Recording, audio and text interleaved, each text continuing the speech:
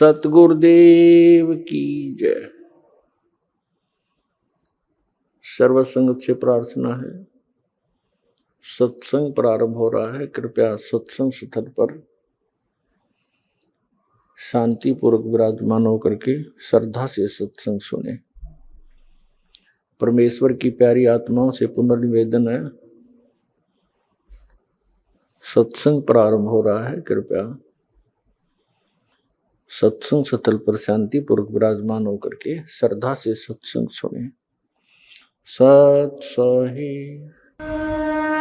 संत रामपाल जी महाराज एक ऐसे महान संत जिन्होंने अपनी सतभक्ति, तत्व ज्ञान, करुणा और सेवा के बल पर समाज में नई मिसाल कायम की है।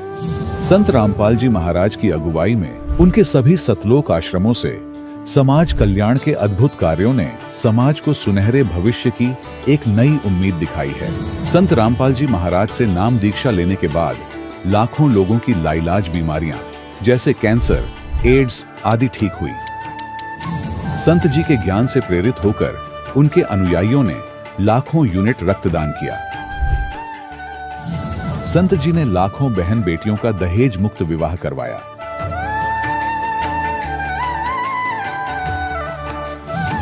संत जी ने लाखों लोगों का नशा छुड़वाया, करोड़ों उजड़े परिवार बसे। संत जी के आश्रमों में समागम के दौरान निःशुल्क नेत्र चिकित्सा, दंत चिकित्सा प्रदान की जाती है। संत रामपाल जी महाराज द्वारा समय समय पर पर्यावरण संरक्षण के उद्देश्य से बड़े स्तर पर वृक्षारोपण किया जाता है। संत जी ने जरूरतमंदों को तत्काल राहत पहुंचाने के लिए एम्बुलेंस सेवा शुरू की। संत जी अपने अनुयायियों को देहदान के लिए प्रेरित करते हैं, जिससे मानवता की सेवा और चिकित्सा क्षेत्र में सुधार हो सके। संत रामपाल जी महाराज के सभी आश्रमों में हर रोज निःशुल्क भंडारा आयोजित किया जाता है, जहां हर वर्ग, हर जाति और हर धर्म के लोग एक साथ बैठकर भोजन करते हैं।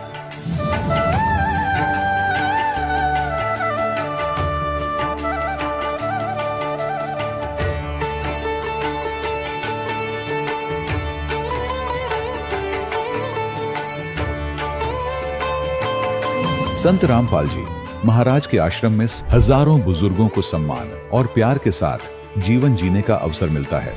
उनके खाने, रहने और स्वास्थ्य की पूरी जिम्मेदारी संत रामपाल जी महाराज उठाते हैं। अनाथ बच्चों के लिए संत रामपाल जी महाराज के सभी आश्रम किसी वरदान से कम नहीं। यहाँ उन्हें शिक्षा, संस्कार और भविष्य के लिए बेहतर अवसर प्रदान किए जाते हैं।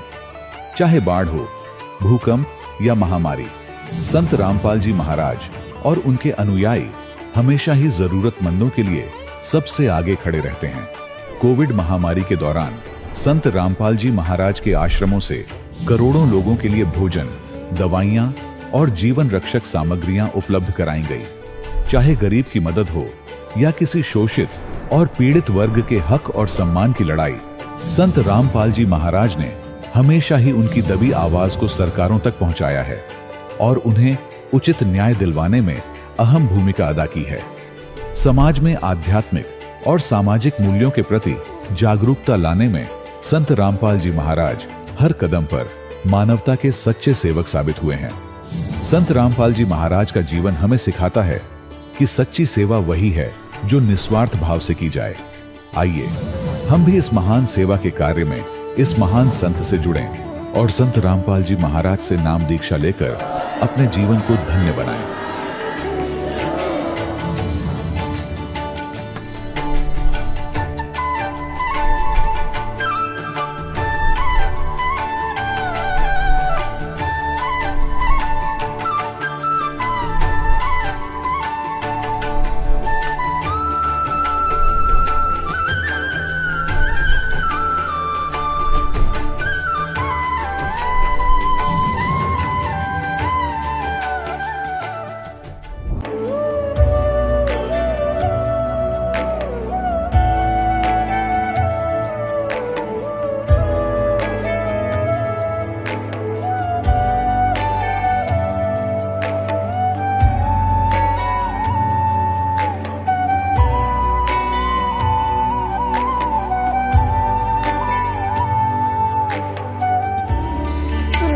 परमात्मा को पाने तथा उसका वास्तविक लाभ प्राप्त करने के लिए पवित्र बाइबल में प्रमाण है कि प्रभु ने मनुष्य को अपना ही स्वरूप बनाया।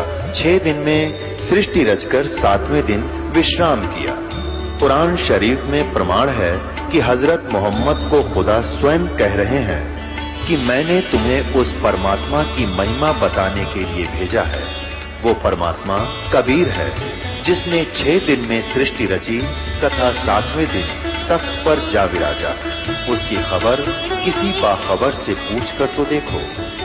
कृपया अवश्य सुनिए जगत गुरु तत्वदर्शी संत रामपाल जी महाराज के अमृत वचन। जीवित होने पर विरोध, मृत्यु उपरांत ईश्वर मानकर पूजना, यही इस दुनिया में प्राचीन काल से चला आ रहा है।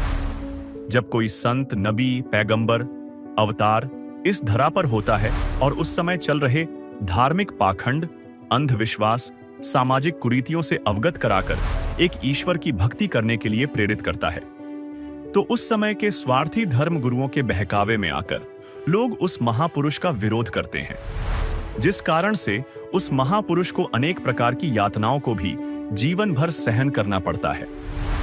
यही कबीर साहिब के साथ हुआ, सिख धर्म के प्रवर्तक माने जाने वाले बाबा नानक के साथ हुआ और यही ईसा मसीह के साथ हुआ।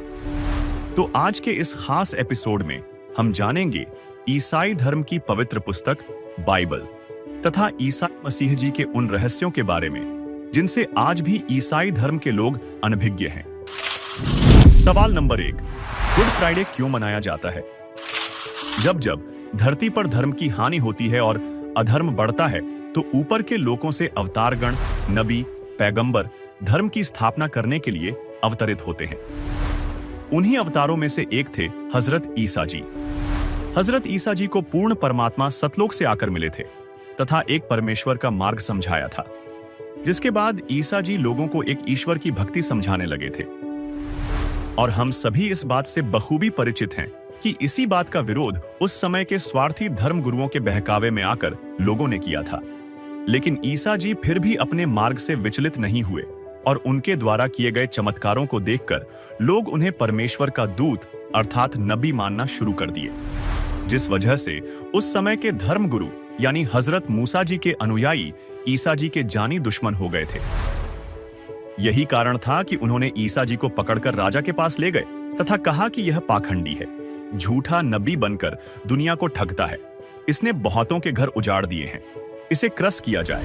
लेकिन राजा ने पहले मना किया कि साधु संत को दुखी नहीं करते, पाप लगता है। परंतु भीड़ अधिक थी, वह भीड़ नारे लगाने लगी कि इसे क्रस करो। तब राजा ने कहा, जैसे उचित समझो करो।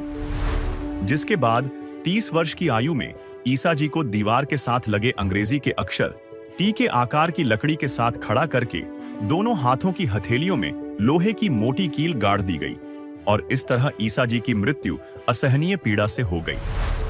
इसी दिन को ईसा मसीह के बलिदान को याद करते हुए ईसाई धर्म के लोग गुड फ्राइडे मनाते हैं, क्योंकि जिस दिन यीशु मसीह को क्रस किया गया था उस दिन शुक्रवार यानी फ्राइडे का दिन था। वहीं इस दिन ईसाई धर्म के लोग चर्च में काले कपड़े पहनकर यीशु मसीह को भगवान मानकर उनके बलिदान को याद करते हुए प्रार्थना करते हैं। एक ओर ईसाई धर्म में परमात्मा को निराकार माना जाता है और दूसरी ओर ईसा मसीह जी को ईश्वर मानकर पूजा जाता है। तो इसमें कितनी सच्चाई है तथा परमेश्वर के अस्तित्व के विषय में पवित्र बाइबल क्या कहती है? दर्शकों, यह बात सत्य है कि ईसाई धर्म में परमात्मा को निराकार माना जाता है, लेकिन यह बाइबल के अनुसार सही नहीं है। साथ ही परमात्मा को निराकार मानते हुए भी पूरा ईसाई धर्म ईसा मसीह की ईश्वर के रूप में पूजा करता है, जबकि परमात्मा तो कोई और है जिसने 6 दिन में सृष्टि रची, 7वें दिन विश्राम किया, जिसका प्रमाण पवित्र बाइबल के उत्पत्ति में है। देखिए पवित्र बाइबल। अब आपको बताते हैं परमात्मा कैसा है। परमात्मा परमेश्वर वो साकार है, नर आकार है, मनुष्य सदृश्य है और वो सतलोक में रहता है। सतलोक वो स्थान है जो कभी नाश नहीं होता है। गीता जी अध्याय नंबर 18 के श्लोक नंबर 62 में उसी को शाश्वत स्थान कहा है, यानी सनातन परम था। और वहां जाने के बाद प्राणी का फिर कभी जन्म मृत्यु नहीं होता। अब जितने भी सतलोक की सचखंड की महिमा गाने वाले ये पंथ हैं, इनको कह कह का भी ज्ञान नहीं, सचखंड और ऊपर के लोगों का केवल सुना सुनाया ज्ञान परमात्मा कबीर जी की वाणी को उन्होंने रट रखा है, उसी का उल्टा सुल्टा अनुवाद करके इन बोली आत्माओं को भ्रमित कर रखा है जो उनके अनुयायी हैं। सर्वप्रथम आपको पवित्र बाइबल से परिचित कराते हैं। पवित्र बाइबल के पढ़ने वालों से आप पूछिएगा परमात्मा साकार है व निराकार, वो कहेंगे परमात्मा निराकार है, और कहते हैं गॉड इज फॉर्मलेस। उन्होंने फिर पवित्र बाइबल को समझा ही नहीं। पवित्र बाइबल में लिखा है कि परमात्मा मनुष्य दृश्य है, और छठे दिन उस परमेश्वर ने कहा कि हम मनुष्य को अपने स्वरूप के अनुसार उत्पन्न करेंगे, और वैसा ही कर दिया। छठे दिन भगवान ने मनुष्य को अपने स्वरूप में उत्पन्न किया, नर और नारी करके उनकी उत्पत्ति की। अब देखिएगा प्रमाण पवित्र बाइबल में। पवित्र बाइबल संपूर्ण जीवन अध्ययन बाइबल, पवित्र बाइबल संपूर्ण जीवन अध्ययन बाइबल, संपादक हैं डेविड स्टुअर्ट, अंग्रेजी, प्रधान संपादक Donald C Stamps, MA MDV, संयुक्त संपादक, ये सारे कुछ लिखे इनके।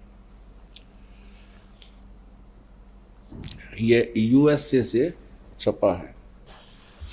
अब ये देखिएगा उत्पत्ति, जिसको इंग्लिश में अंग्रेजी में बोलते हैं ये जेनेसिस। आरंभ यहाँ होता है, आदि में परमेश्वर ने आकाश और पृथ्वी की सृष्टि की।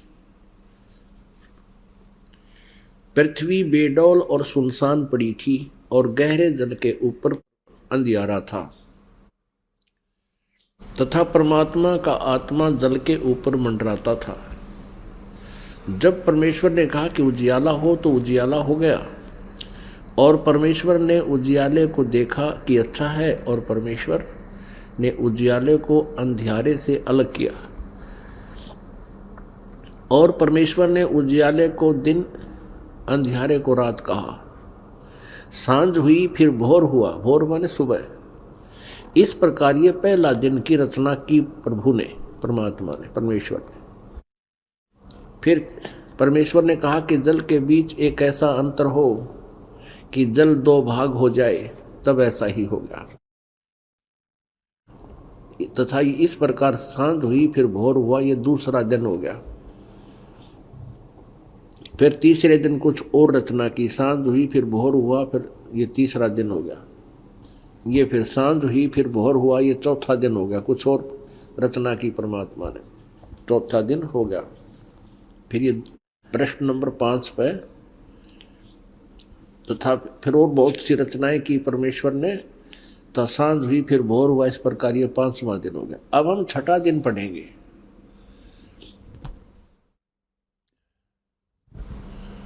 फिर परमेश्वर ने कहा कि हम मनुष्य को अपने स्वरूप के अनुसार अपनी समानता में बनाएं, और वे समुद्र की मछलियों और आकाश के पक्षियों और घरेलू पशुओं और सारी पृथ्वी पर और सब रेंगने वाले जंतुओं पर जो पृथ्वी पर रेंगते हैं अधिकार रखें, यानी उनसे बुद्धिमान हो। तब परमेश्वर ने मनुष्य को अपने स्वरूप के अनुसार उत्पन्न किया। अपने ही स्वरूप के अनुसार परमेश्वर ने उसको उत्पन्न किया, नर और नारी करके उसने मनुष्यों की सृष्टि की। पुण्यात्माओं फिर पढ़ लो। तब परमेश्वर ने मनुष्य को अपने स्वरूप के अनुसार उत्पन्न किया, अपने ही स्वरूप के अनुसार परमेश्वर ने उसको उत्पन्न किया, नर और नारी करके मनुष्यों की सृष्टि की। अब पवित्र बाइबल में उत्पत्ति ग्रंथ अध्याय नंबर 1 का श्लोक नंबर 26 है ये। इसमें स्पष्ट कर दिया है कि परमात्मा मनुष्य जैसा है, उसने मनुष्य को अपने जैसा बनाया है, नर और नारी करके उसकी उत्पत्ति की। यह प्रश्न सदियों से चला आ रहा है कि परमात्मा साकार है या निराकार, और यह सवाल जितना पुराना है उतनी पुरानी धारणा भी सभी धर्मों में बनी हुई है कि परमात्मा निराकार अर्थात बेचून है। लेकिन सच क्या है, यह तो हमें अपने पवित्र धर्म ग्रंथों को देखने के बाद ही पता चलेगा। तो चलिए अपने धर्म ग्रंथों को देखते हैं कि सच्चाई क्या है।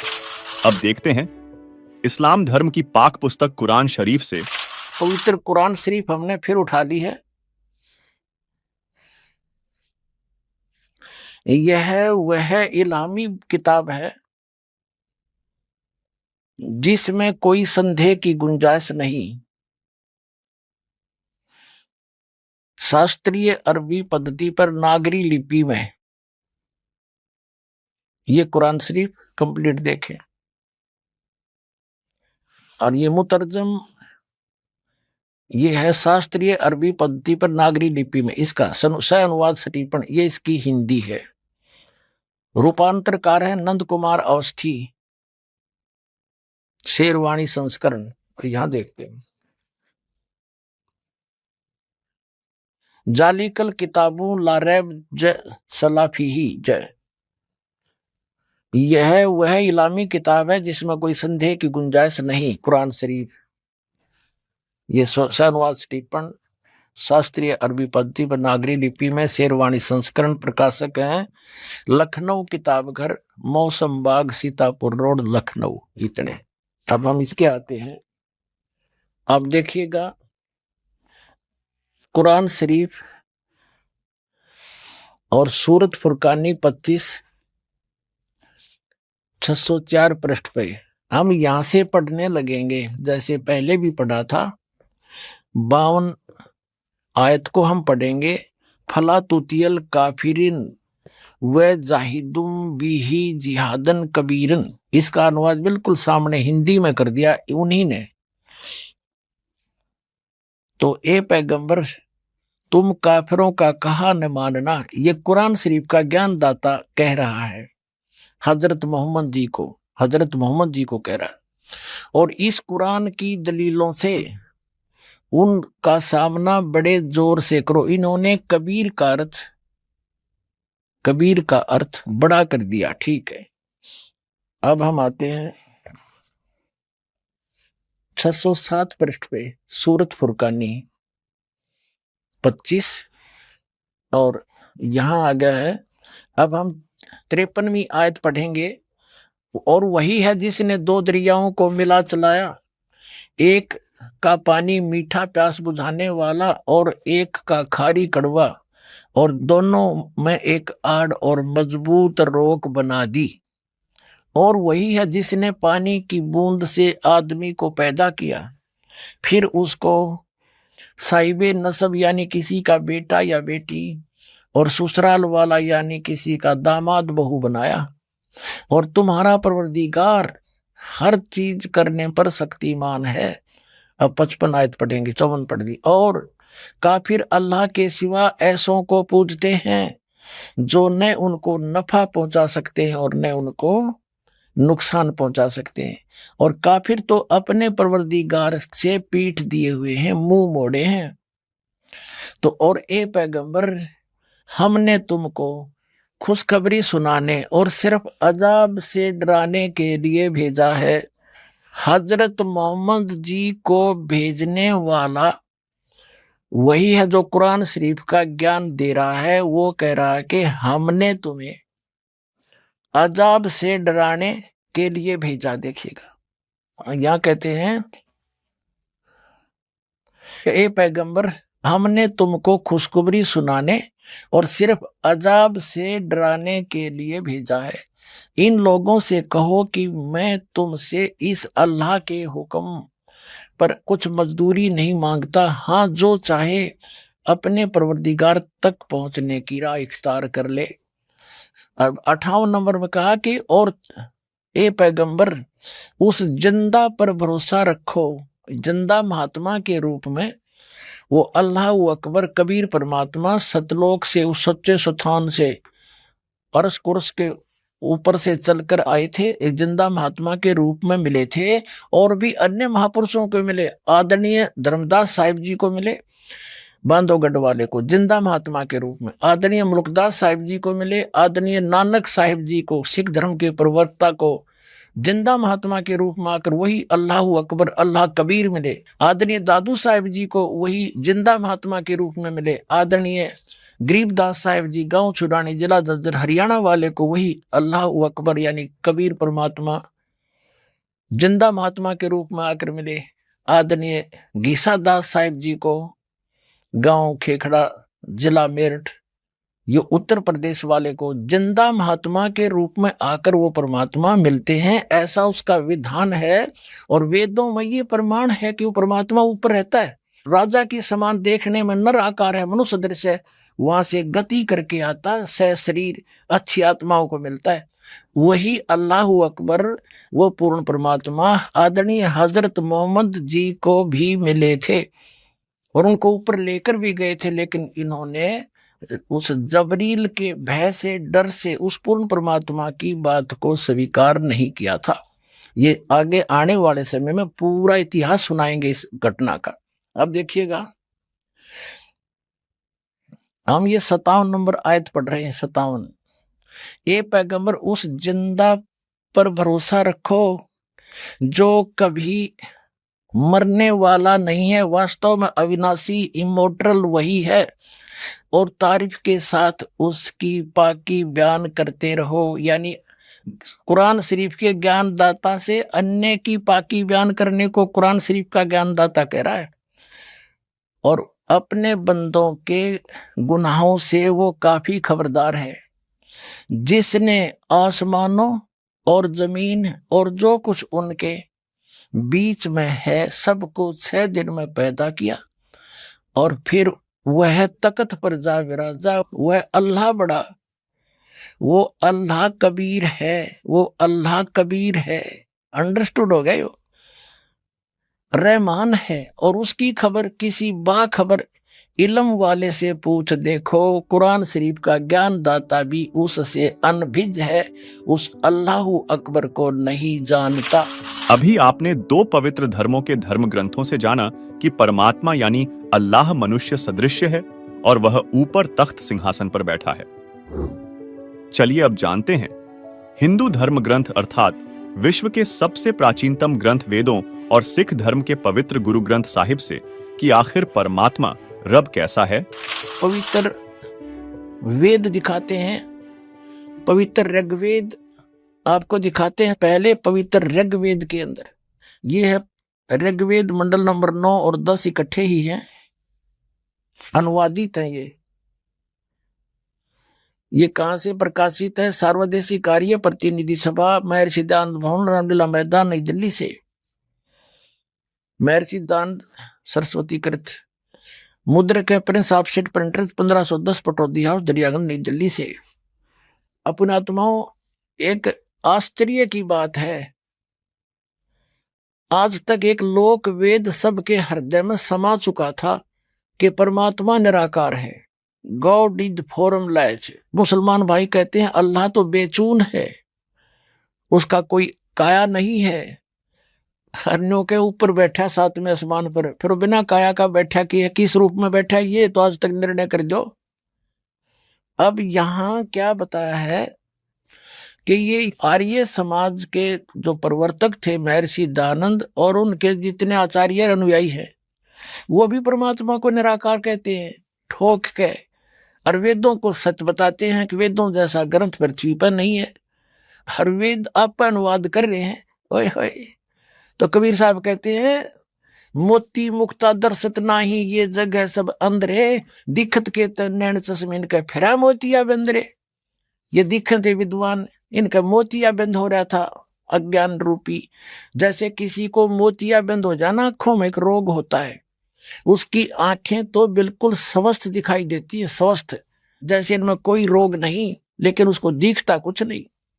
तो परमात्मा कहते हैं ये दिखे थे विद्वान और कहें निराकार, इनका कख भी नहीं पता, अनुवाद खुद कर रहे हैं और फिर भी निराकार का ढोल पीट रहे हैं। ईसाई धर्म के धर्मी व्यक्ति पवित्र बाइबल को सिरोधार्य मानते हैं, उस जैसा ग्रंथ नहीं मानते हैं और परमात्मा को फॉर्मलेस बताते, निराकार बताते। इसमें स्पष्ट लिखा है नराकार मनुष्य दृश्य है, और पवित्र कुरान शरीफ में स्पष्ट लिखा है कि वो 6 दिन में सृष्टि रची, उसने 7वें दिन तख्त पर जा विराजा को निराकार क्या बैठेगा, वो मनुष्य दृश्य है, वहां जा बैठा, वहां पर तो बैठा है तो कोई आकार है उसका। हम ऋग्वेद पढ़ रहे हैं, ऋग्वेद, आपको इसका पूरा प्रकरण दिखा दिया था। ऋग्वेद मंडल नंबर 9 सूक्त नंबर 86 मंत्र नंबर 26 में कहा है कि यज्ञ करने वाले यजमानों के लिए परमात्मा, यज्ञ माने धार्मिक अनुष्ठान अर्थात पूजा करने वाले यजमान माने भक्तों के लिए परमात्मा सब रास्तों को सुगम करता हुआ उनके विघ्नों को मर्दन करता है, उनके संकटों का नाश करता है और उनको पवित्र करता हुआ और अपने रूप को सरल करता हुआ है। वह कांति में परमात्मा, यहां इन्होंने इस कबीर का, हम इसको कबीर बोल रहे हैं, वो कबीर, हम वह को वह बोलते हैं अपनी भाषा में। जैसे किसी का नाम वेद प्रकाश है और हम कहेंगे उसको वेद प्रकाश, और वो भी कोई उससे पूछेगा कौन है भाई, क्या नाम है तेरा, वो खुद भी कहेगा मेरा नाम वेद प्रकाश है और लिखेगा जब वेद प्रकाश। तो ऐसा ही समझो कबीर, ये कबीर जो लिखा है हम इसको कबीर बोलते हैं। और देव माने परमेश्वर, ये देखो ये कबीर, इसका इन्होंने संधि छेद कर दिया और ऐसे लिख दिया, रे को अपसर्ग में बदल दिया। अब हम पहले इस कंसेप्ट को क्लियर करेंगे, पहले थोड़ा सा ये पढ़ कर।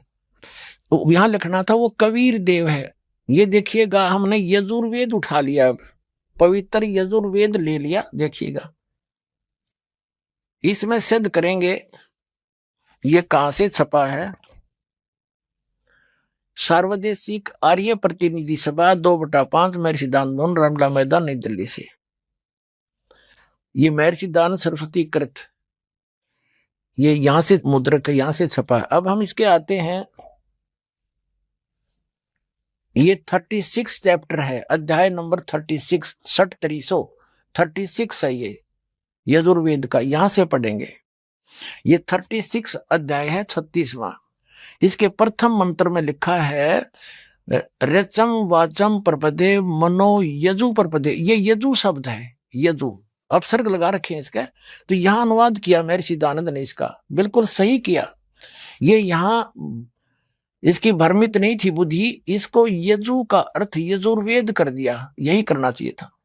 यदि यहां इसका कोई और अर्थ कर देता, सर्वज्ञ या कोई वैसे लिख देता कोई सतुतियों का संग्रह, क्योंकि महिमा यजुर्वेद की थी इसमें, तो यजुर्वेद लिखना पड़ा, भले ही 2 अपसर्ग लगे।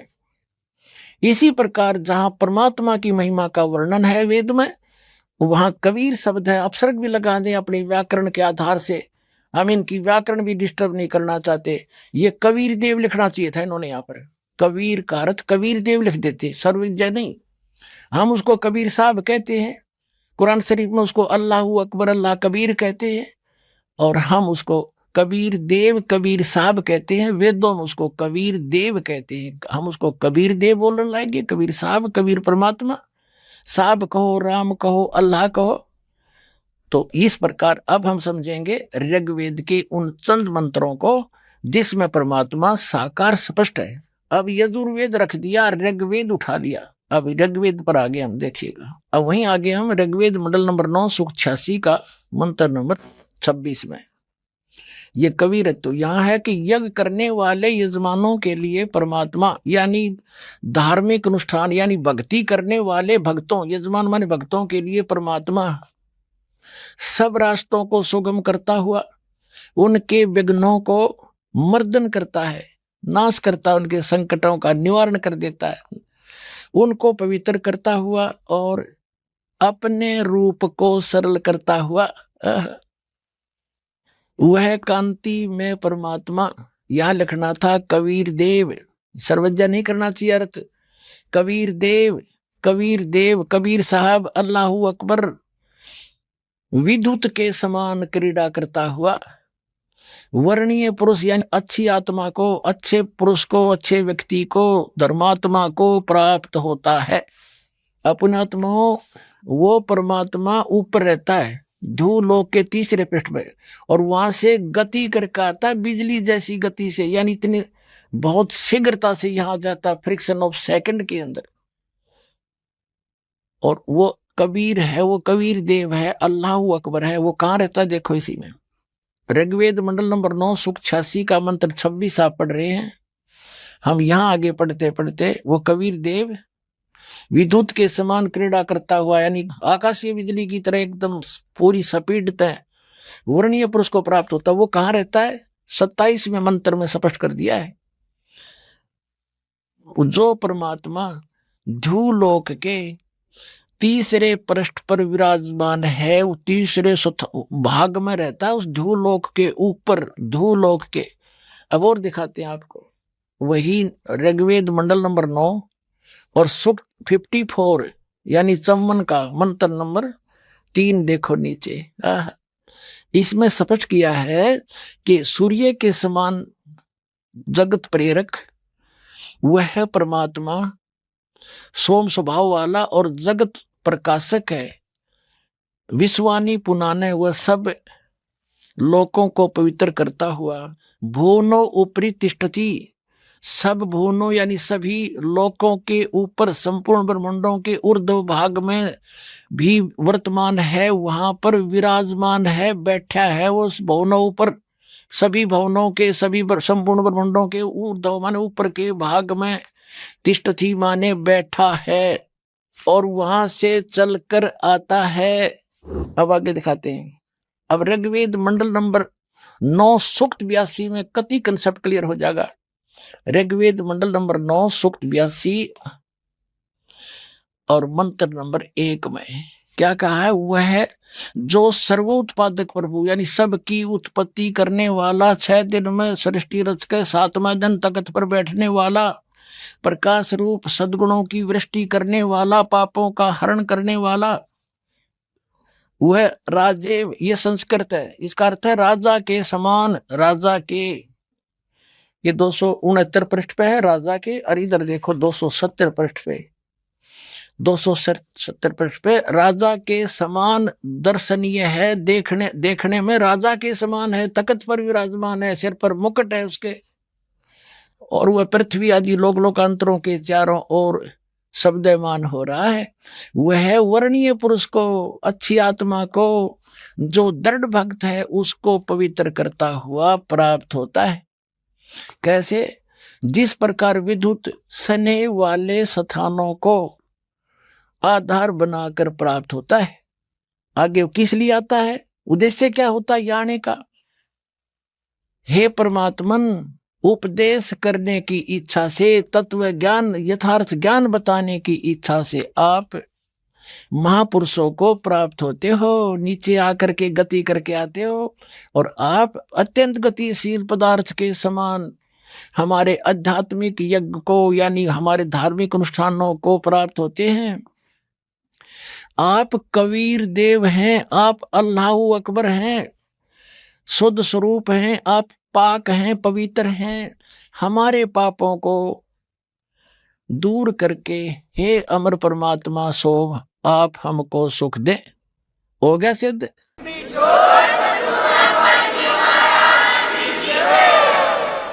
अब 3 पवित्र धर्मों के सदग्रंथों से सिद्ध हो गया कि वो परमात्मा नर आकार है, मनुष्य दृश्य है, और ऊपर के लोक में तख्त के ऊपर विराजमान है, सब ब्रह्मांडों के ऊपरी स्थान पर, और वहां से गति करके सह शरीर आता है, यहाँ तत्व ज्ञान प्रकाश करता है। परमात्मा के साकार स्वरूप का वर्णन करते हुए गुरु नानक जी ने गुरु ग्रंथ साहिब के पेज नंबर 567 में लिखा है कि वड्डा साहिब है आप अलख पारा, तेरे बंके लोएण दंतरी साला, सोहणे नक जैन लंबड़े वाला, कंचन काया सोने की ढाला, हंस हंसा बग बग्गा लह मन की जाला, बंके लोएण दंतरी साला, तेरी चाल सुहावी मधुराड़ी बाणी,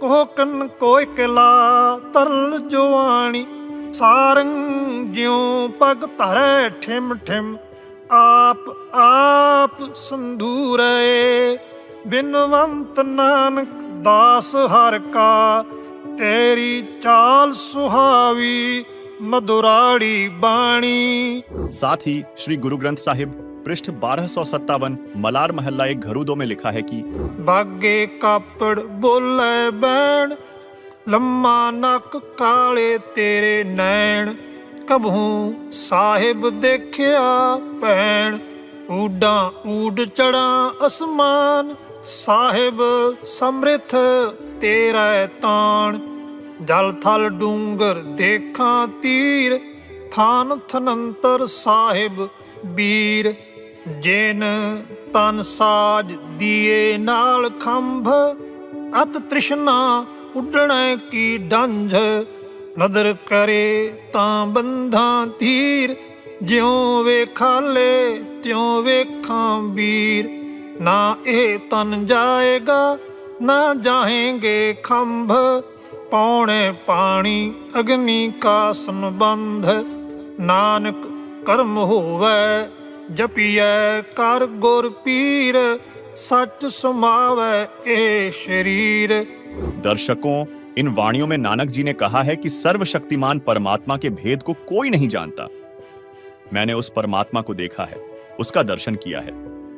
हे सर्वशक्तिमान परमात्मा, आपकी सुंदर आंखें हैं, सुंदर दांत हैं, आपका नाक भी अति सुंदर है, आपके बाल चमकीले लंबे हैं, आपका शरीर स्वर्ण जैसा है, आपकी चाल मोहक है, आपकी वाणी मधुर है, कोयल जैसी सुरीली है, आप सारंग पक्षी के समान ठुमक ठुमक कर चलते हो, लंबा नाक, आंखें सुंदर हैं। अर्थात सिख धर्म के पवित्र श्री गुरु ग्रंथ साहिब से भी सिद्ध होता है कि परमात्मा साकार है। साथ ही परमेश्वर का साक्षात्कार करने वाले हरियाणा के सुप्रसिद्ध संत गरीबदास जी ने परमेश्वर के विषय में बताया है कि हमरे ही हुनियारे हैं, हमरा सिरजनहारे, गरीबदास विधि भेद सुन, खुले मुक्ति द्वार।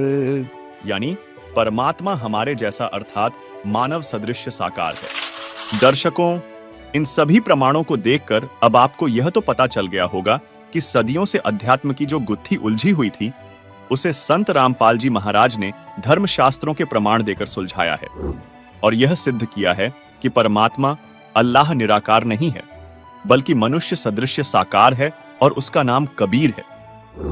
इससे यह भी पता चलता है कि हमारे धर्म गुरुओं को सदग्रंथों का ज्ञान नहीं है, अन्यथा वे परमात्मा को निराकार नहीं बताते। दर्शकों, इससे स्पष्ट है कि सर्वशक्तिमान परमेश्वर तो वह है जिसने सर्व सृष्टि को बनाया। उसने हम मनुष्यों को अपने स्वरूप के अनुसार उत्पन्न किया, जिससे सिद्ध होता है कि बाइबल के अनुसार परमात्मा साकार है। इसलिए ईसाई धर्म की परमात्मा को निराकार मानने की अवधारणा भी गलत सिद्ध होती, तथा इससे यह भी मालूम चलता है कि ईसाई धर्म को मानने वाले तथा पवित्र बाइबल को पढ़ने वाले लोगों को अपने पवित्र धर्म ग्रंथ का भी ज्ञान नहीं है। और यदि बात करें ईसा जी की, तो ईसा जी तो खुद कहते हैं कि मैं प्रभु का बेटा हूं, प्रभु नहीं हूं। और जो ये अनजान लोग हैं, ये धक्के से ईसा जी को भगवान बना रहे हैं। ईसाई धर्म के जो प्रचारक हैं, ये स्वार्थवश ईसा जी को प्रभु बताते हैं, जबकि ईसा जी तो खुद कहते हैं कि मैं प्रभु का बेटा हूं, मैं भगवान नहीं हूं। ये ईसाई धर्म के सभी व्यक्ति भी मानते हैं और ऐसा बाइबल में भी लिखा है, जिसका प्रमाण बाइबल इब्रानियों अध्याय 1 श्लोक 5, मत्ती अध्याय 17 श्लोक 5, मरकुस अध्याय 1 श्लोक 11 और लूका अध्याय 20 श्लोक 13 में है, जिनमें क्रमशः लिखा है कि तू मेरा पुत्र है, आज तू मुझसे उत्पन्न हुआ, तू मेरा प्रिय पुत्र है, तुझसे मैं प्रसन्न हूं। यह मेरा प्रिय पुत्र है, जिससे मैं प्रसन्न हूं, इसकी सुनो। मैं क्या करूं? मैं अपने प्रिय पुत्र को भेजूंगा, संभव है वे उसका आदर करें। जो स्पष्ट रूप से संकेत करते हैं कि ईसा मसीह ईश्वर के पुत्र थे, ईश्वर नहीं। दर्शकों, अब कुछ लोग ये कहेंगे कि ईसा जी ने तो अपने जीवन काल में कई चमत्कार किए थे, तो क्या वे ईश्वर नहीं हैं? तो आपको बता दें, हजरत ईसा का जन्म तथा मृत्यु, उन्होंने जो भी चमत्कार किए, वे पहले से ही काल ब्रह्म ज्योति निरंजन, जिसे ईसाई धर्म के लोग शैतान मानते हैं, के द्वारा निर्धारित थे। यह प्रमाण पवित्र बाइबल में यूहन्ना ग्रंथ अध्याय 9 श्लोक 1 से 34 में है, जिसमें लिखा है कि एक व्यक्ति जन्म से अंधा था।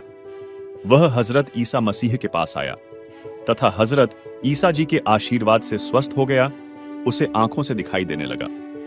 शिष्यों ने पूछा, हे मसीह जी, इस व्यक्ति ने या इसके माता पिता ने कौन सा ऐसा पाप किया था जिस कारण से यह अंधा हुआ तथा माता पिता को अंधा पुत्र प्राप्त हुआ? ईसा जी ने कहा कि इसका कोई पाप नहीं है जिसके कारण यह अंधा हुआ है, तथा न ही इसके माता पिता का कोई पाप है जिस कारण उन्हें अंधा पुत्र प्राप्त हुआ। यह तो इसलिए हुआ है कि प्रभु की महिमा प्रकट करनी है। भावार्थ यह है कि यदि पाप होता तो हजरत ईसा आंखें ठीक नहीं कर सकते थे, तथा काल रूपी ब्रह्म ने ईसा जी की महिमा बनाने के लिए अपनी शक्ति से किसी प्रेत द्वारा अंधा करा रखा था, जो ईसा जी के पास आते ही प्रेत निकल गया और व्यक्ति को दिखाई देने लगा था।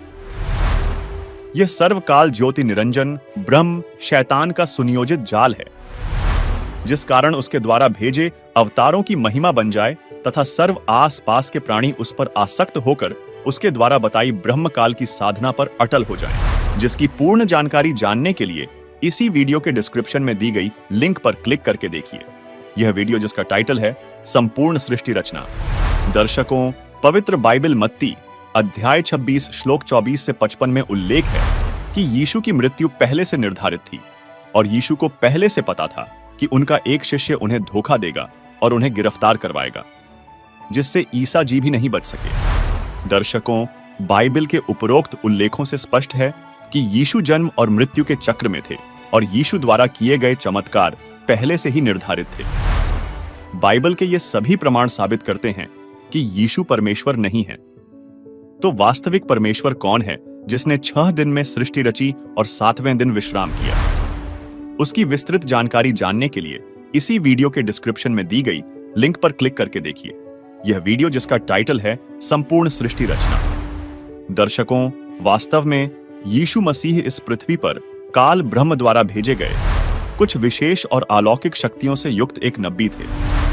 उन्हें विष्णु लोक से पृथ्वी पर भेजा गया था, लेकिन उनके वास्तविक स्वरूप और उद्देश्य के बारे में संपूर्ण जानकारी केवल एक तत्वदर्शी संत ही प्रदान कर सकते हैं। इसी विषय में स्वयं कबीर परमेश्वर जी ने कबीर सागर के अध्याय मोहम्मद बोध में कहा है, ये तो अधर सुन्ने अस्थाना, जबरूत मोकाम ईसा को जाना, ईसा पैगंबर पढ़े किताबा, उसका नाम इंजील किताबा, सलाम आलेक तहां हम कीना, दस्ता बोस उन्हू उठी लीना, तहवा बैठी विश्वंभर राई, वही पीर तो वही खुदाई। दर्शकों, हम सभी जानते हैं कि उस समय के स्वार्थी लोगों ने ईश निंदा के आरोप में ईसा मसीह को सूली पर चढ़ा दिया था, और जब उनका शरीर सूली से उतारा गया तो उन्हें एक कब्र में दफना दिया गया। लेकिन 3 दिन बाद आश्चर्यजनक रूप से ईसा जी अपने अनुयायियों को दर्शन दिए। लेकिन दर्शकों, वह ईसा मसीह नहीं थे, बल्कि वह स्वयं पूर्ण परमात्मा कबीर जी थे, जिन्होंने यीशु के रूप में प्रकट होकर उनके अनुयायियों का विश्वास बनाए रखा। यदि परमेश्वर यह लीला न करते तो यीशु के अनुयायियों का भगवान से विश्वास उठ जाता और वे नास्तिक हो जाते, जबकि परमात्मा भक्तों के विश्वास को कभी कमजोर नहीं होने देता। तथा आगे संत गरीबदास जी ने बताया है कि गरीब खुरासान काबुल किला, बुगदाद बनारस एक, बिलायत और बलख लग धरे कबीरा भेष। अर्थात जैसे कबीर साहिब जी काशी बनारस शहर में कुछ समय रहे, ऐसे ही बगदाद में रहे। बगदाद से मंसूर निकाला, बनारस से रामानंद का उद्धार किया, बल्ख शहर से सुल्तान इब्राहिम अधम को निकाला, बिलायत यानी इंग्लैंड तक परमेश्वर कबीर जी ही वेश बदलकर लीला करते हैं। दर्शकों, संत रामपाल जी महाराज बताते हैं कि जिसे ईसाई धर्म के लोग शैतान मानते हैं, यह शैतान काल पुण्यात्माओं को पहले तो अपना अवतार यानी रसूल बनाकर भेजता है, फिर चमत्कारों द्वारा उसको भक्ति कमाई से रहित करवा देता है। उसी में कुछ फरिश्तों यानी देवताओं को भी प्रवेश करके कुछ चमत्कार फरिश्तों द्वारा उनकी पूर्व भक्ति धन से करवाता है और उनको भी शक्तिहीन कर देता है। तथा ईसा मसीह ही की तरह शैतान काल के भेजे अवतार अंत में कष्ट प्राप्त करके मृत्यु को प्राप्त हो जाते हैं। और जब पूर्ण परमात्मा या उनका संदेशवाहक वास्तविक भक्ति ज्ञान व साधना समझाने की कोशिश करता है तो कोई नहीं सुनता तथा अविश्वास व्यक्त करते हैं। यह सर्व शैतान काल ज्योति निरंजन का सुनियोजित जाल है, जिसकी पूर्ण जानकारी जानने के लिए इसी वीडियो के डिस्क्रिप्शन में दी गई लिंक पर क्लिक करके देखिए। यह वीडियो, जिसका टाइटल है संपूर्ण सृष्टि रचना, जिसे केवल पूर्ण परमात्मा या उसका कृपा पात्र संत अवतार ही बताता है तथा सतभक्ति प्रदान करके आजीवन साधक की रक्षा करता है, जिससे सतभक्ति करके साधक पूर्ण मोक्ष को प्राप्त करता है।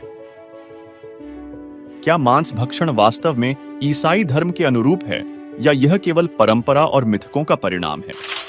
दर्शकों, ईसाई धर्म के लोगों का मानना है कि ईश्वर ने उन्हें मांस खाने की अनुमति दी है, लेकिन यह सत्य नहीं है, क्योंकि जिस तरह आपने देखा कि ईसाई धर्म के लोगों को यही मालूम नहीं है कि बाइबल के अनुसार परमात्मा साकार है, बल्कि इसके विपरीत वे परमात्मा को निराकार मानते आ रहे हैं।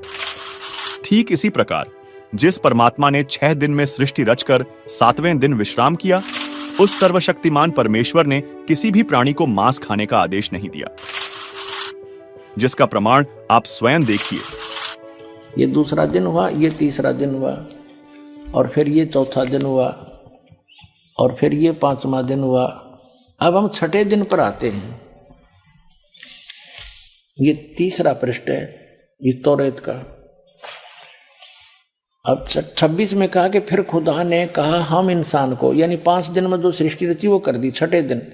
फिर खुदा ने कहा कि हम इंसान को अपनी सूरत पर अपनी सभी की मानिद बनाएं, और वे समुद्र की मछलियों और आसमान के परिंदों और चौपायों और तमाम जमीन पर और सब जानवरों पर जो जमीन पर रेंगते हैं इख्तियार रखे। उनसे समझदार हो। खाना नहीं लिखा इसमें, आगे देखो। और खुदा ने इंसान को अपनी सूरत पर पैदा किया, अपने जैसा उत्पन्न किया, जैसा खुदा है। मनुष्य भी, खुदा भी मनुष्य जैसा हुआ। खुदा की सूरत पर उसको पैदा किया, नर और नारी करके उसने उनको पैदा किया।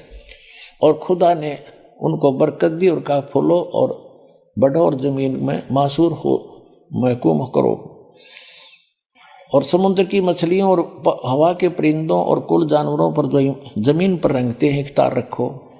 आगे लिखा कि और खुदा ने कहा कि देखो मैं तमाम रुए जमीन की कुल बीजदार सब्जी और हर दरखत जिसमें उसका बीजदार फल हो तुमको देता हूँ, ये तुम्हारे खाने को हैं।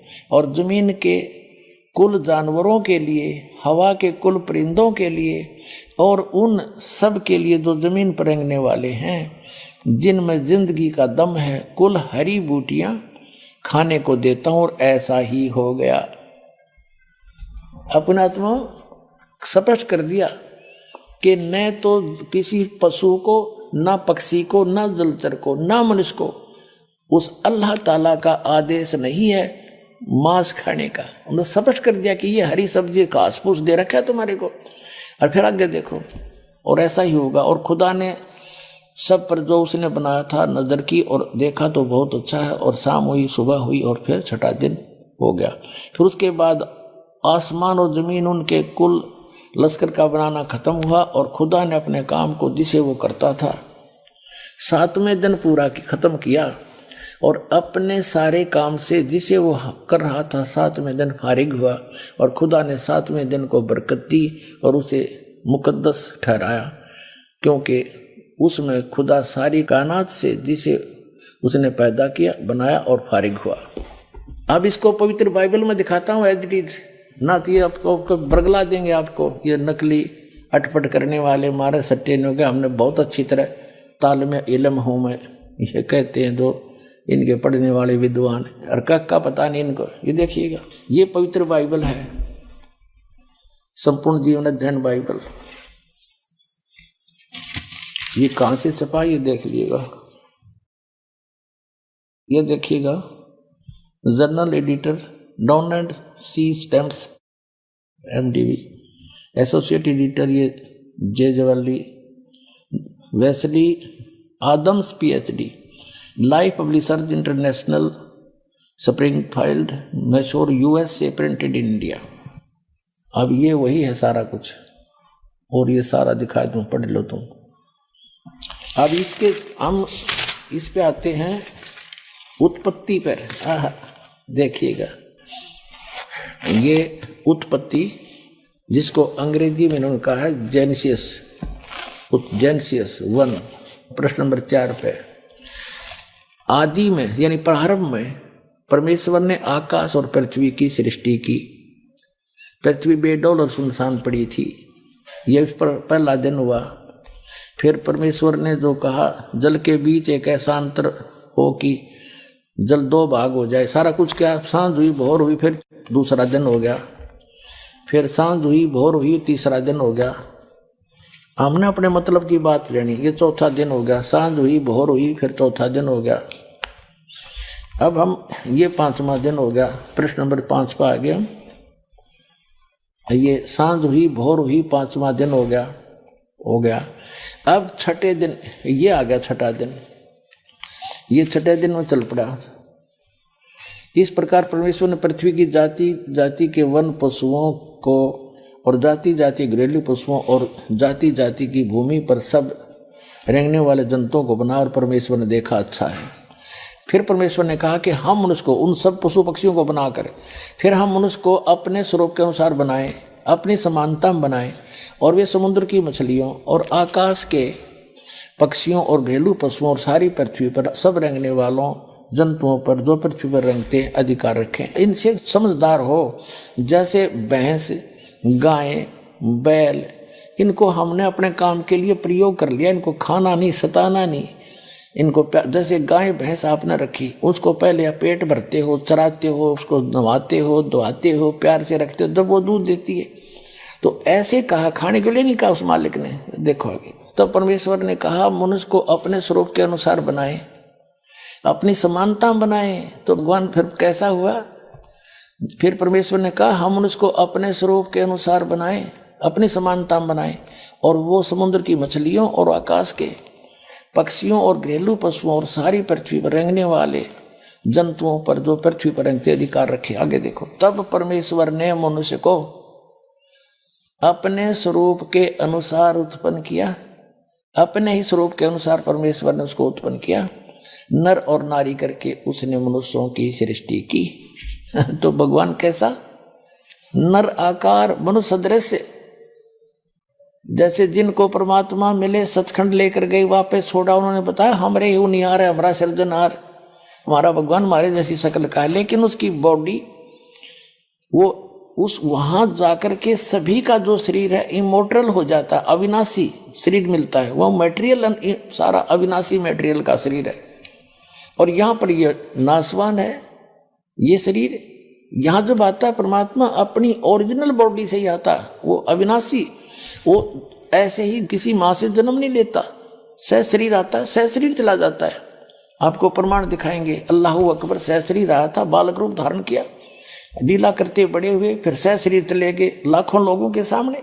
अब ये स्पष्ट हो गया कि परमात्मा ने मनुष्य को अपने जैसा, अपनी सूरत में, अपने शकल के अनुसार अपने जैसा रचा।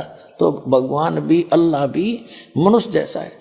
और आगे फिर वो क्या कहता है देखो, और परमेश्वर ने कहा नर और नारी करके उनकी सृष्टि की, और परमेश्वर ने उनको आशीष दी, उनसे कहा फूलो फलो और पृथ्वी पर भर जाओ और उसको अपने वश में कर लो, और समुद्र की मछलियों तथा आकाश के पक्षियों और पृथ्वी पर रेंगने वाले जंतुओं पर अधिकार रखो। यानी उनसे, जैसे इंसान ने शेर तक को भी काबू कर लिया, हाथियों को भी बांध लिया, तो ऐसे कंट्रोल करने के लिए कहा उन्होंने। आगे देखो, फिर परमेश्वर ने उनसे कहा, यानी मनुष्यों को भी, फिर परमेश्वर ने उनसे कहा कि सुनो, जितने बीज वाले छोटे छोटे पेड़, ये मनुष्यों के लिए आदेश है, सारी पृथ्वी के ऊपर हैं, और जितने वृक्षों में बीज वाले फल हैं, वे सब मैंने तुमको दिए तुम्हारे भोजन के लिए। मनुष्य के लिए उस अल्लाह ताला का आदेश, अल्लाह अकबर, जिसने 6 दिन में सृष्टि रची, 7वें दिन तख्त पर जा बैठा, वो है अल्लाह अकबर है। वो अल्लाह कबीर है, वो कंप्लीट गॉड है, वो सर्जनहार है, वो क्रिएटर है। उस क्रिएटर का आदेश नहीं है मांस खाने का मनुष्य को, पशु पक्षियों को भी नहीं है। आगे देखो, तुम्हारे भोजन के लिए, ये तो मनुष्यों के लिए। आगे देखो, यहां आगे हम, और जितने पृथ्वी के पशु और आकाश के पक्षी और पृथ्वी पर रेंगने वाले जंतु हैं, जिनमें जीवन का प्राण है, उन सब के खाने के लिए मैंने सब हरे हरे छोटे पेड़ दिए, और वैसा ही हो गया, ये नहीं घास फूस है। और तब परमेश्वर ने जो कुछ बनाया था वो देखा, तो क्या देखा, वह बहुत अच्छा है। तथा सांझ हुई, फिर भोर हुआ, इस प्रकार ये 6वां दिन हो गया। अब 7वां दिन। यूं आकाश और पृथ्वी और उनकी सारी सेना का बनाना समाप्त हो गया, और परमेश्वर ने अपना काम जिसे वह करता था 7वें दिन समाप्त किया, और उसने अपने किए हुए सारे काम से 7वें दिन विश्राम किया। और परमेश्वर ने 7वें दिन को आशीष दी और पवित्र ठहराया, क्योंकि उसमें उसने सृष्टि की रचना के अपने सारे काम से विश्राम लिया। ठीक दर्शकों, बाइबल से यह स्पष्ट हुआ कि सर्व सृष्टि रचनहार परमात्मा का आदेश मांस खाने का नहीं है। इसके आगे यदि कोई आदेश बाइबल में मांस खाने का है तो वह पूर्ण परमात्मा का नहीं है। इसलिए उस आदेश को मानना परमात्मा के आदेश का उल्लंघन है। आदम जी को अपना आदि पुरुष मानते हैं दोनों धर्म, ईसाई और मुसलमान धर्म के अनुयायी। तो बाबा आदम जो है, और उसी का विवरण है वहां पर पवित्र बाइबल में। और परमात्मा ने जो आदेश दिया था कि किसी ने मांस नहीं खाना, ये एक आहार है तुम्हारा, बीजदार पौधे जैसे गेहूं, चना, ज्वार, बाजरा, ये जो कुछ भी है, और बाकी काजू, किस्मत, सेब, संतरे, ऐसे मोहन मेवा दे रखी भगवान ने, फिर अड़ंगा खावें।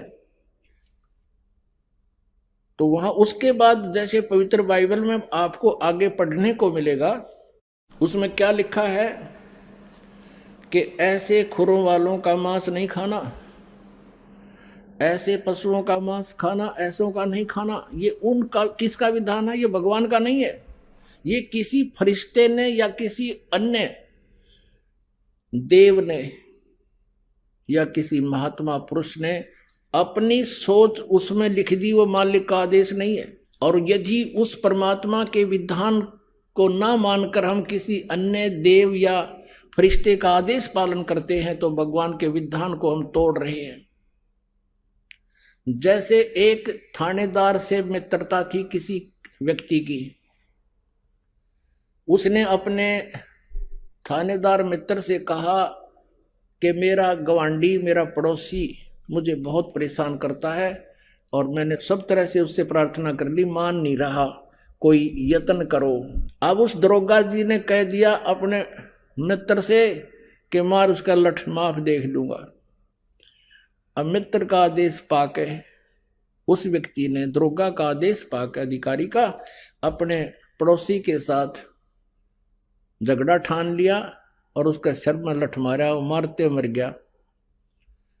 अब राजा का विधान था कि कोई किसी की मृत्यु हत्या करेगा तो उसको सजाए मौत मिलेगी। अब उस नालायक ने एक अधिकारी की आज्ञा का पालन करके राजा का विधान भंग कर दिया, जिस कारण से उसको सजाए मौत होगी, उसकी भी फांसी लगी। तो पुण्यात्माओं, परमात्मा का आदेश विधान है कि मांस नहीं खाना मनुष्यों के लिए, फलदार वृक्ष और बीजदार पौधे, नथिंग एल्स। और फिर आगे चल के किसी फरिश्ते ने, जैसे आपने देखा ये पवित्र बाइबल में ऐसा प्रमाण है कि कोई फरिश्ते आकर के किसी में बोलते हैं ऐसे ऐसे बकरा भेंट चढ़ा दो। जैसे आपने देखा होगा हिंदू धर्म में कोई भूत बोला किसी में, मैं भैरव हूं, बकरा चढ़ाओ, दारू पीऊंगा। अब बेटी के बाप तू बड़ा हलवा खा ले, फिर वो डरते उसको बकरा भी कट बनावे और उस नवकम्यता ही शराब भी पिलावे, और फिर भी वो दुमस्ता रहे वो, क्योंकि सत भक्ति और भगवान की दया बिना ये आपत्ति टला नहीं करती, दूने पाप बढ़वावे है। तो वो आदेश यदि पवित्र बाइबल में ऐसा है, कहीं लिखा है, तो परमात्मा का आदेश नहीं, किसी थानेदार का आदेश है। और उसका पालन करने से आप दोषी हो गए, आपको सजा मिलेगी, ये छूना भी नहीं। चलिए अब जानते हैं मांस खाने वालों के विषय में परमात्मा ने क्या कहा है, सुनिए। जो नर गोश्त खाते हैं प्रत्येक राक्षस जान, इसमें संशय है नहीं, हिंदू खाइयो चाहे मुसलमान। कहते जो मांस खाते हो प्रत्येक राक्षस है, चाहे हिंदू हो चाहे मुसलमान। ये तुमने अपना फॉर्मूले आप बना रखे, उन महापुरुषों के आदेश नहीं है। कहते हैं मांस खावे सो ढेड सब, और मद पीवे सो नीच, और कुल की दुर्मति पर हरे, भगवान कहे सो ऊंच। कहते मांस खावे सब ढेड है, चाहे हिंदू है चाहे मुसलमान, सिख है या ईसाई। और कहते हैं मद पीवे सो नीच, शराब पीते वो महान नीच आदमी है। और अपने कुल का भी नाश करते हैं, केवल जो उस अल्लाह अकबर का सच्चा नाम जपते हैं वही ऊंचे हैं। समझदार को संकेत बहुत होता। अब आप जी को दिखाया है परमात्मा नर आकार है, 6 शरीर है, 6 दिन में सृष्टि रची, और परमात्मा ने 6ठे दिन मनुष्य को अपने जैसा, अपने अनुरूप, अपने शरीर जैसा, अपनी सूरत जैसा उत्पन्न किया, नर और नारी करके उनकी उत्पत्ति की और उनको खाने के लिए आदेश दे दिया। अभी आपने पढ़ा, आप फिर भी पढ़ सकते हैं। ईसाई धर्म की पवित्र पुस्तक बाइबल में त्रिदेवों का कौन सा रहस्य छिपा हुआ है? क्या सृष्टि की रचना का पूरा विवरण बाइबल में मिलता है? दर्शकों, ईसाई धर्म को मानने वाले व्यक्ति यही मानते हैं कि भगवान एक है, जबकि बाइबल में एक से अधिक भगवानों का प्रमाण है। दर्शकों, जैसे देश का मुखिया, राष्ट्रपति तथा प्रधानमंत्री तो एक होता है, लेकिन मंत्री अनेक होते हैं। ठीक इसी प्रकार जिस परमात्मा ने सृष्टि की उत्पत्ति की वह एक है, लेकिन यहां व्यवस्थापक के रूप में एक से अधिक भगवान हैं, जिसका प्रमाण पवित्र बाइबल में भी मिलता है। देखिए, अब पवित्र बाइबल से बहुत सी रहस्य जो है सामने आएंगे। इसमें यह भी आपके समक्ष आएगा कि ये तीनों देवता, श्री ब्रह्मा, श्री विष्णु, श्री शिव जी, पूरे ब्रह्मांड के संचालक हैं। और पवित्र ईसाई धर्म के इतिहास में भी उनका जिक्र है, भले उनका नाम नहीं है, नाम अन्य वो अपनी भाषा में कुछ भी लिख ले। अपने आत्मा परमात्मा ने आदम और हव्वा की उत्पत्ति की, जैसा पवित्र बाइबल में लिखा है, और फिर मनुष्यों की रचना करके सारे जो कुछ भी यहाँ बनाने थे बना के, चांद सितारे पृथ्वी आदि। तो परमात्मा जो सर्व सृष्टि रचनहार है वो तो विश्राम कर लिया, उसने ऊपर तख्त पर चला गया। उसके पश्चात यहाँ इस काल भगवान ने बागडोर संभाल ली, ब्रह्म ने, जो श्री ब्रह्मा, श्री विष्णु, श्री शिव जी के पिताजी हैं। तो इसमें ये प्रमाण दिखाते हैं कि क्या लिखा है कि आदम और हव्वा, आदम व्यक्ति का नाम है और हव्वा उसकी पत्नी है। उन दोनों को इस काल ने अपने पुत्र ब्रह्मा जी को संभाल दिया। अब आगे दिखाते हैं कि परमात्मा साकार है या निराकार। तो उनको दोनों को, आदम और हव्वा को, स्वर्ग में एक वाटिका में रहने के लिए छोड़ दिया और उनसे एक विशेष हिदायत दे दी भगवान ने, यहाँ के भगवान ने, कि तुमने इस वाटिका के अंदर और किसी भी वृक्ष का फल तुम खा सकते हो, लेकिन बीच में लगे हुए पेड़ों के फल को नहीं खाना, क्योंकि तुम खाओगे तो मर जाओगे। इसमें लिखा कि फिर कुछ दिनों के बाद एक सर्प आया। उस सर्प ने उनसे पूछा, आदम और हव्वा से कहा कि आप ये बीच वाले पेड़ के फल क्यों नहीं खा रहे हो? तो हव्वा ने सर्प से बताया कि हमारे को भगवान ने मना किया है और कहा कि तुम यदि बीच वाले फल खा लोगे पेड़ों के तो तुम्हारी मृत्यु हो जाएगी। तो सर्प ने कहा कि नहीं, ऐसा नहीं होगा, ये भगवान तुम्हें बहका रहा है, तुम नहीं मरोगे, बल्कि तुम्हें अच्छे और बुरे का ज्ञान हो जाएगा इसके फल खाने से। इसलिए भगवान तुम्हें धोखे में रखे हुए हैं कि कहीं तुम इस बीच वाले फल को, वृक्षों के फल को खा के अपने अस्तित्व को समझ सके, वो नहीं चाहता। अब हव्वा ने उस बीच वाले वृक्ष के फल को तोड़ा, आप भी खाया, अपने पति से भी खिला दिया। उस समय वो दोनों नंगे थे और उनकी ऐसी बुद्धि थी कि उनको शर्म नहीं आ रही थी एक दूसरे से। उस फल के खाने से उनको एहसास हुआ कि हमने ऐसे नहीं रहना चाहिए। तो उन्होंने अंजीर के पत्ते होते हैं बड़े बड़े, उन पत्तों को तोड़ा और अपने पर्दे पर बांध लिया। लिखा है इसमें पवित्र बाइबल में कि शाम के समय भगवान आया वाटिका में टहलने के लिए और उसने आवाज लगाया कि आदम और हव्वा तुम कहाँ हो।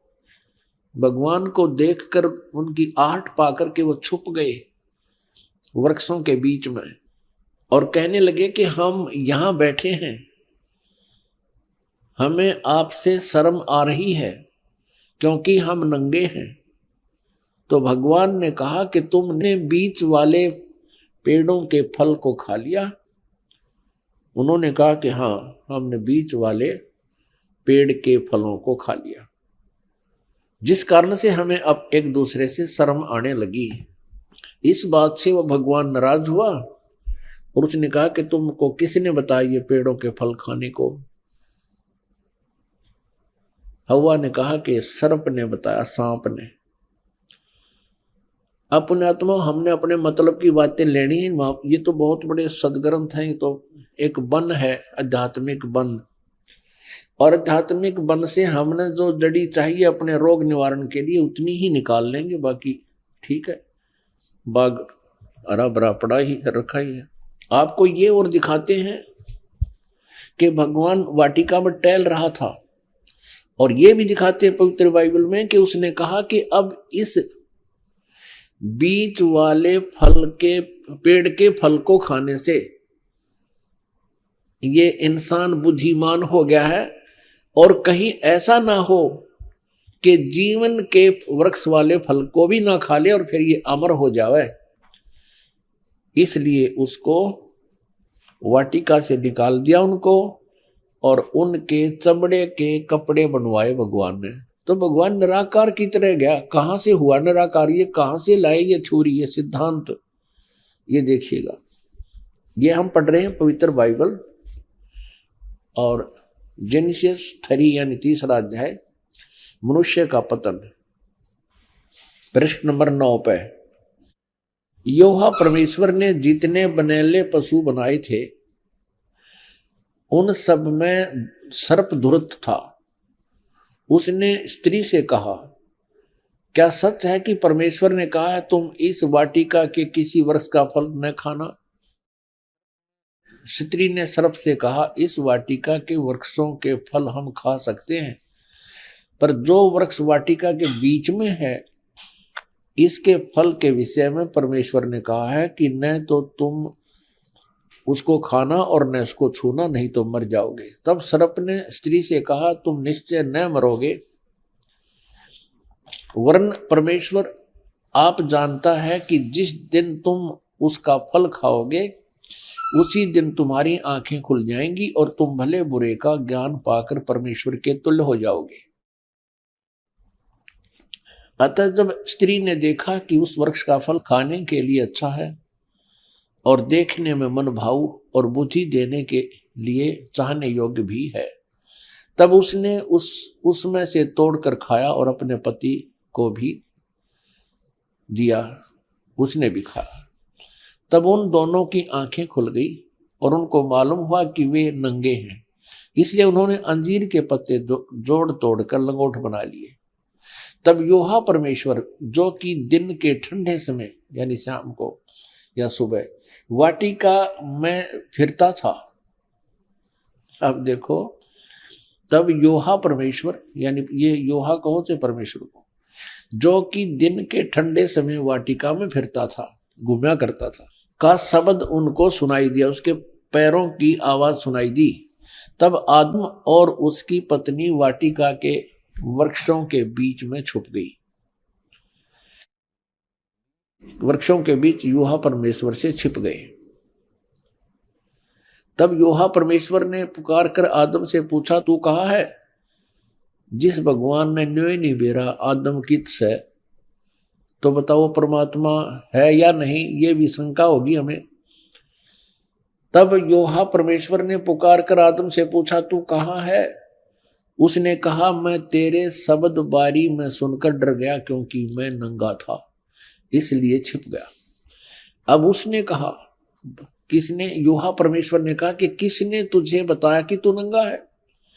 जिस वृक्ष का फल खाने को मैंने तुझे मना किया, क्या तूने उसका फल खा लिया? आदम ने कहा, जिस स्त्री को तूने मेरे संग रहने को दिया है उसी ने उस वृक्ष का फल मुझे दिया और मैंने खाया।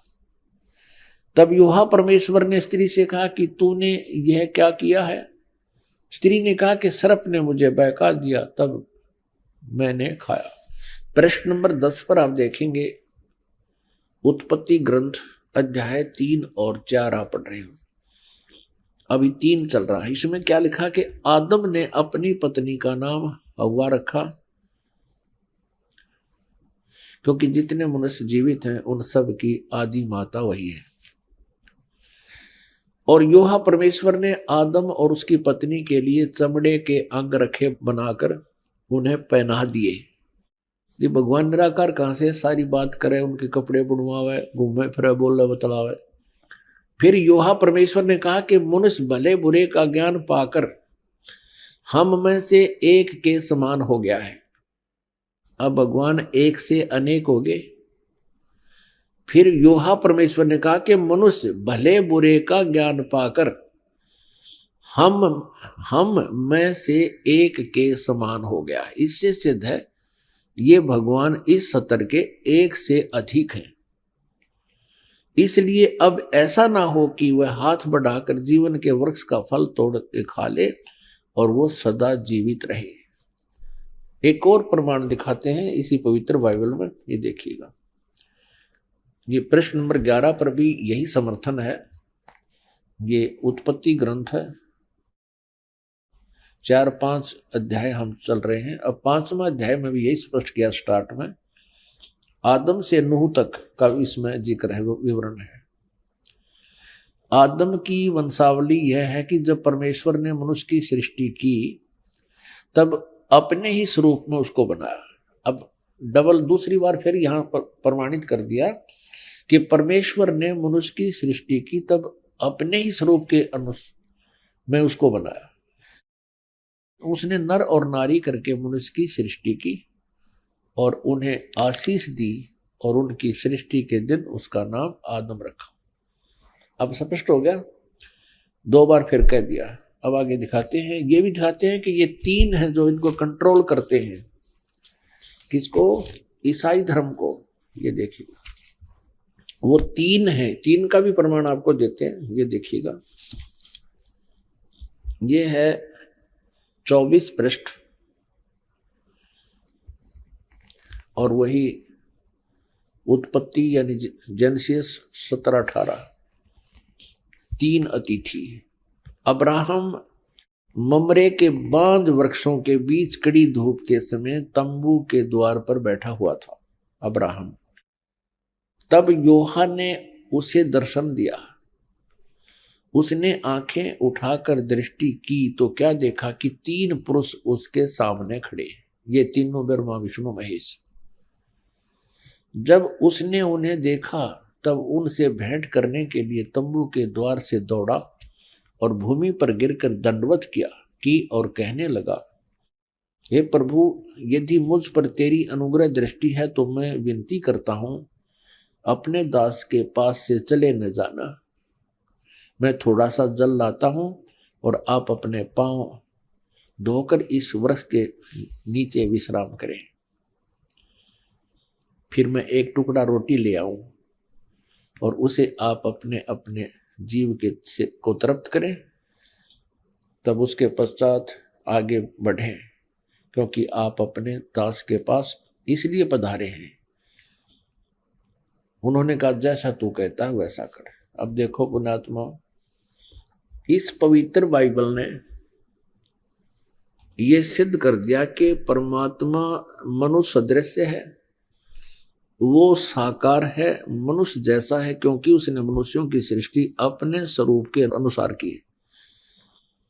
दूसरा कंसेप्ट ये क्लियर कर दिया कि 7वें दिन तख्त पर जा बैठा, उसने विश्राम किया। उसके बाद इस काल के हाथ में बागडोर आ गई, ब्रह्म के हाथ में, और इसने अपने तीनों पुत्रों को ये बागडोर संभाल रखी है, श्री ब्रह्मा, श्री विष्णु, श्री शिव जी को। आपने ये भी देख लिया कि भगवान किसी दृष्टिकोण से भी निराकार नहीं है, वो साकार है।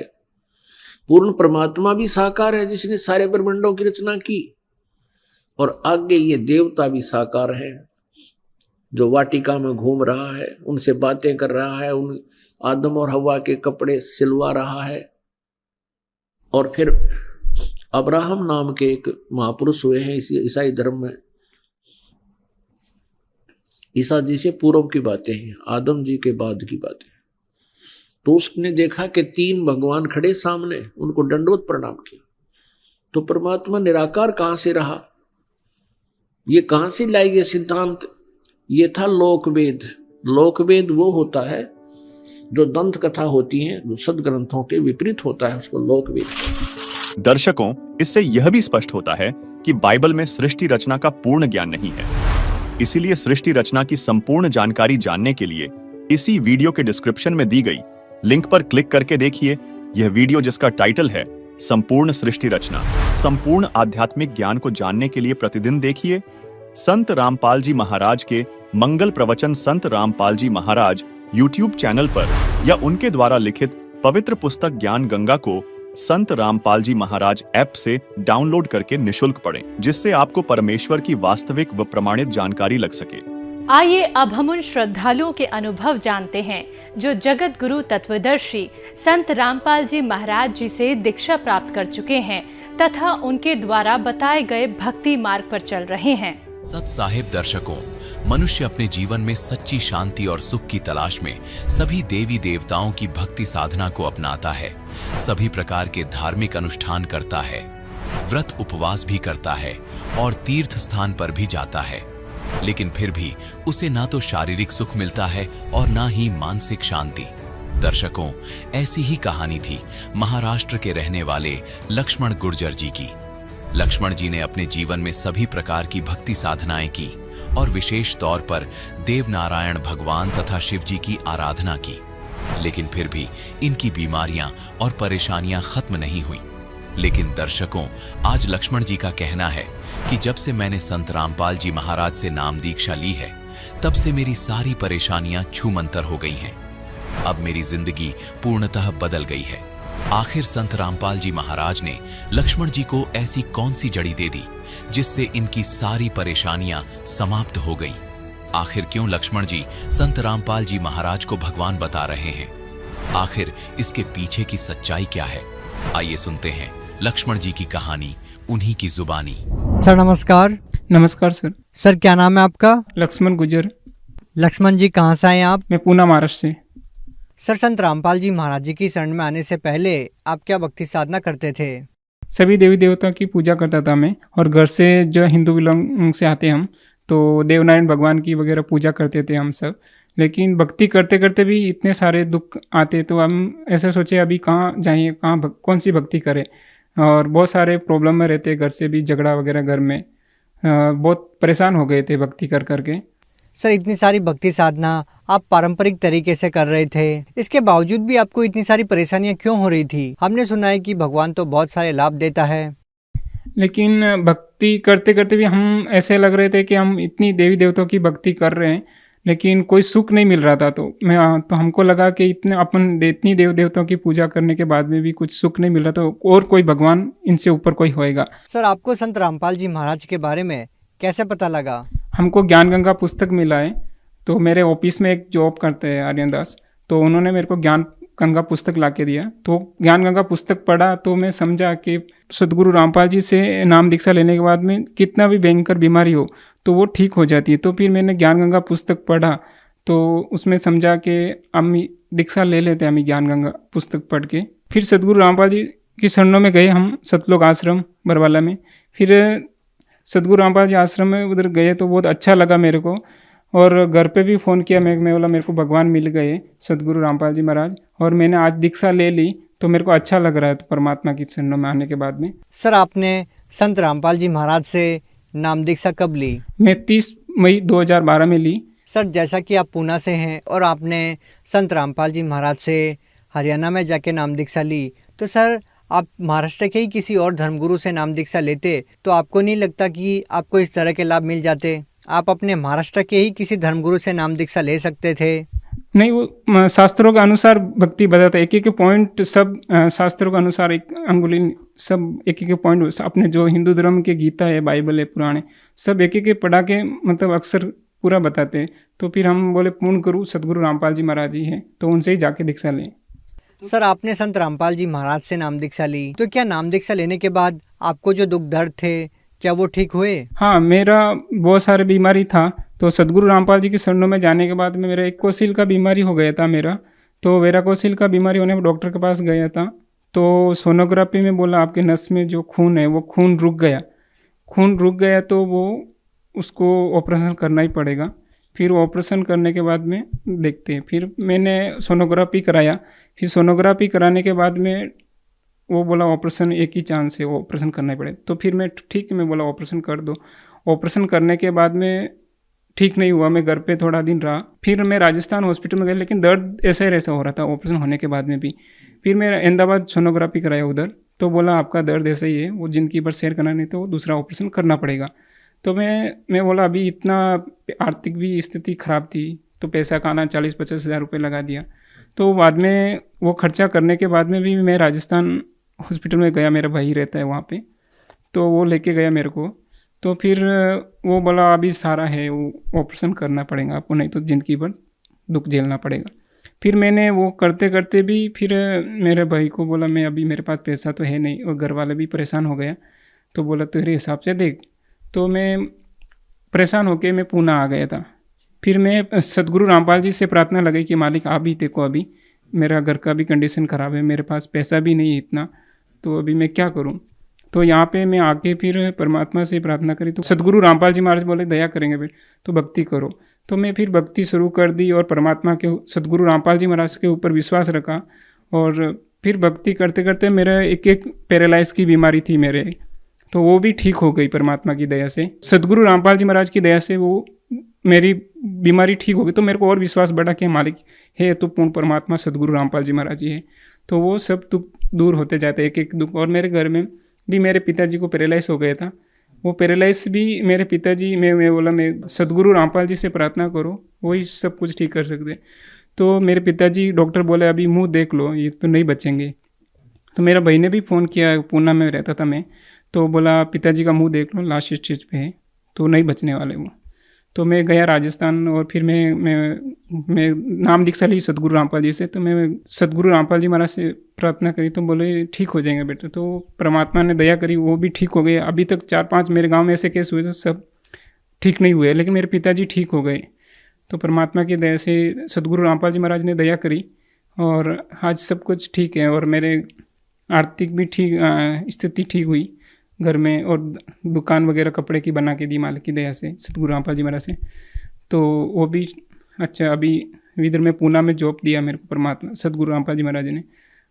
सेल्समैन का काम करता हूँ, अच्छी सैलरी मिलता है मेरे को। इधर भी कर्जा भी था 5-6 लाख का कर्जा, तो वो भी मेरे परमात्मा के सदगुरु रामपाल जी महाराज की दया से धीरे धीरे ठीक हो गया। जैसे ही हम सदगुरु रामपाल जी महाराज से जुड़े तो मेरे घर में लड़ाई झगड़ा वगैरह एकदम शांति से रहने लग गए, और सब प्यार से बोलते ऐसे घर में सुख शांति रहने लग गया, और अभी कोई तकलीफ नहीं आने लगी। सर, आप भगत समाज को क्या संदेश देना चाहते हैं? हाँ, भगत समाज को यही बोलना चाहता हूँ मैं कि शास्त्रों के अनुसार भक्ति सदगुरु रामपाल जी महाराज जी बताते हैं, और अनेक सारे चैनल आते हैं, उस पर आप पट्टी चलती है, तो वो नंबरों पे आप संपर्क करके पुस्तक भी मंगा सकते हैं। और यूट्यूब पे सतलोक आश्रम, पे भी आप सत्संग दे सकते हैं। तो वो देख के आप नंबर भी आपका पुस्तक मंगा के आप जुड़ सकते हैं, सद्गुरु रामपाल जी से दीक्षा ले सकते हैं। जी धन्यवाद।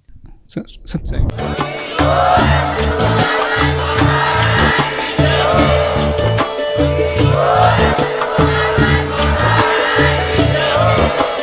आप सुन रहे थे जगत गुरु तत्वदर्शी संत रामपाल जी महाराज जी के मंगल प्रवचन। अधिक जानकारी के लिए विजिट कीजिए हमारी वेबसाइट www.jagatgururampalji.org। संत रामपाल जी महाराज जी के शुभ आशीर्वाद से पूरे विश्व भर में 500 से भी ज्यादा नाम दीक्षा केंद्र हैं, जिन पर संत रामपाल जी महाराज जी द्वारा ऑनलाइन निशुल्क नाम दीक्षा दी जा रही है। अपने नजदीकी नाम दीक्षा केंद्र का पता करने के लिए संपर्क करें 8222880541।